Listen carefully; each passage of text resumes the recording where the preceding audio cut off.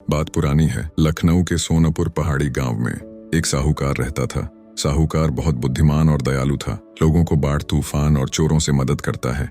इस कारण साहूकार की बहुत इज्जत थी। जबकि साहूकार का बेटा मुकुंद एकदम उसके उलटा था। वो दिन भर सोते रहता। न उसने कभी व्यापार सीखा, न पढ़ाई पर ध्यान दिया। लेकिन समय अपनी चाल चलता रहा। लड़का जवान होने लगा और साहूकार बूढ़ा होता रहा। अचानक एक रात साहूकार ने अपने बेटे को कमरे में बुलाया और कहा कि मैं चाहता हूं कि तुम अपने जीवन में कोई उद्देश्य पहचानो और उस उद्देश्य को अपना जीवन बनाओ। फिर साहूकार ने अपने बेटे को एक बैग दिया। मुकुंद ने आश्चर्य से देखा कि बैग में सर्दी, गर्मी, बरसात तीनों मौसम के लिए कपड़े हैं, साथ में कुछ खाने का सामान है। फिर पिता ने कुछ पैसे दिए और एक मैप देकर कहा, आज से 40 साल पहले तुम्हारे दादाजी दक्षिण भारत गए थे। वहां उन्हें घने जंगल के करीब खजाना मिला। डाकुओं के डर से वे अधिकांश धन वहीं एक मंदिर में दबा आए। तुम जाओ और तत्काल वो धन को लेकर आओ। घबराओ मत, वहां अब कोई घना जंगल नहीं है, बल्कि एक सुंदर गांव बस गया है। यह सुनकर मुकुंद की आंखें चमक गईं। आखिर मेरे मतलब का काम मिला है। मुकुंद अगली सुबह यात्रा पर निकल पड़ा। खजाने तक पहुंचने के लिए उसे कई नदी, जंगलों और पहाड़ों को पार करना था। रास्ते में जाते हुए उसे कई गांव मिले, जिसमें कुछ लोगों ने उसकी मदद की। किसी ने मुकुंद को खाना खिलाया तो किसी ने रास्ता बताया। लेकिन खजाना पाने की ख्वाब में वो कहीं ज्यादा नहीं ठहरता, बस खजाने के विचार में ही खोए रहता। यात्रा करते करते परिवेश और मौसम बदलने लगे।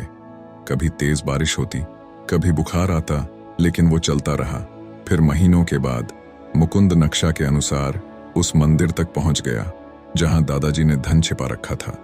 फिर मुकुंद ने बड़े उत्साह से मंदिर के आगे पीछे, जमीन के नीचे हर जगह खजाना ढूंढा, लेकिन उसे कहीं कुछ नहीं मिला। फिर ढूंढते ढूंढते 2 दिन निकल गए तो तीसरे दिन निराश होकर मुकुंद ने वापस चलने का निश्चय किया। लेकिन मुकुंद समझ गया कि उसके पिता ने किसी कारण उससे झूठ बोला है। यहाँ कोई खजाना नहीं है। वापस जाते समय उसे भूख, प्यास, हर ओर कठिनाई से दोबारा गुजरना था, और इस बार तो पैसे और खाने की सामग्री भी खत्म हो रही थी। बस इस बार एक अलग बात थी कि मुकुंद जल्दी में नहीं था। वो अपना ध्यान हर चीज पर बड़ी बारीकी से देने लगा। जाते समय वहीं नदी, सरोवर और वहीं लोग मिले, लेकिन इस बार मुकुंद बड़े सकारात्मक अनुभव महसूस कर रहा था। मुकुंद ने पिछले दिनों इंसानियत के बहुत अच्छे और बहुत बुरे दोनों रूप देख लिए थे। जिसने खाना खिलाया, रास्ता दिखाया, उनके लिए धन्यवाद महसूस कर रहा था। और कुछ व्यक्ति ने ठगने की कोशिश भी की थी। उनसे चौकन्ना रहने और चतुराई से बात करने के गुण सीख लिए थे। धीरे धीरे खजाना ना मिलने का दुख भी भूल गया और मुकुंद ने पैसा कमाना भी सीख लिया। वो जिस भी गांव से निकलता, वहां के लोगों से उस गांव की सबसे सस्ती और मशहूर चीज की जानकारी लेता और खरीद कर आगे रास्ते में पड़ने वाले गांव में बेच देता। जिसके बाद उसके खर्चे तो पूरे हुए ही, साथ में पैसे बचाने लगा था। जंगली फल खाना, पत्तों से दवाई बनाना, कई अच्छी आदतों के साथ जीने लगा था। उसमें एक और सबसे बड़ा बदलाव आया कि वो अपने अंदर सकारात्मक अनुभव और आत्मविश्वास महसूस करने लगा था। उसे अपने आसपास हर चीज सुंदर दिखने लगी थी।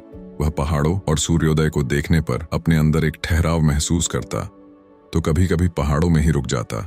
हर छोटी चीज को देखकर मुस्कुराने लगता। फिर उसने देखा कि लोग एक दूसरे के साथ कितनी खुशी से रह रहे हैं। हंसमुख और सहज स्वभाव के कारण मुकुंद के भी कई दोस्त बन गए थे। फिर एक सुबह पहाड़ी से मुकुंद ने अपने गांव की नदी को देखा तो उसे एहसास हुआ कि घर आने वाला है। मुकुंद 2 साल बाद घर पहुंच रहा था। अपनी गांव की परिचित गलियों को देखकर मुकुंद अपने अंदर खुशी महसूस कर रहा था। उससे पहले उसने कभी ऐसा अनुभव नहीं किया था। फिर घर आते ही सीधे पिता के कमरे में पहुंचा। पिता ने तत्काल बेटे को गले लगा लिया और पूछा, क्या तुम्हें खजाना मिला? मुकुंद कहता है, मुझे माफ कीजिए, मुझे खजाना नहीं मिला। शायद मुझसे पहले कोई और खजाना ले गया। मुकुंद को खुद अपने शब्दों पर आश्चर्य हुआ कि उसे पिता पर बिल्कुल गुस्सा महसूस नहीं हो रहा था। पिता कहते हैं, अच्छा बताओ तुम्हारा सफर कैसा था? बेटे ने कहा, जब मैं गया तो कई सारी चीजें मैंने पहली बार देखी और बहुत मजा आया। साहूकार पिता सब जानने के बाद कहते हैं, बेटा तुम्हें तो बहुत बड़ा खजाना मिल गया है जो तुम अभी अपने अंदर महसूस कर रहे हो। धन से तो तुम कुछ समय तक खुश रहते, लेकिन ये अनुभव जीवन भर तुम्हारे साथ रहेंगे, तुम्हें खुश और समृद्ध बनाएंगे। पिता कहते हैं, बेटा मैं चाहता हूं कि जीवन में तुम जो भी करो मन लगा कर करो, पहले तुम डिस्ट्रैक्टेड थे और बिना लक्ष्य के जी रहे थे, लक्ष्य के रास्ते पर दौड़ लगाकर। अब तुम्हें समझ आया है कि चलते रहना ही मंजिल है। जब हम जवान होते हैं तो हमें लगता है कि हमें कहीं पहुंचना है। यह सच नहीं है, यात्रा ही मंजिल है। Journey is the destination. जब तुम मन लगाकर यात्रा करते हो तब तुम्हें कभी रिग्रेट नहीं होता, बल्कि तुम्हारे जीवन का अनुभव गहरा हो जाता है। तुम बहुत खुश रहते हो। बस यही जीवन का असली लक्ष्य है। एक एक पल को जीना सीखो। जीवन की सुंदरता अपने आप प्रकट होती है और बाकी लक्ष्य भी प्राप्त होने लगते हैं। दोस्तों, उम्मीद करता हूं कि आपको ये कहानी पसंद आई होगी। आपको इस कहानी से क्या सीखने मिला, हमें कमेंट्स में जरूर बताएं। ऐसी ही और कहानी देखने के लिए पीसफुल कर्मा चैनल को सब्सक्राइब जरूर कर लीजिए और ऐसे ही मुस्कुराते रहिए।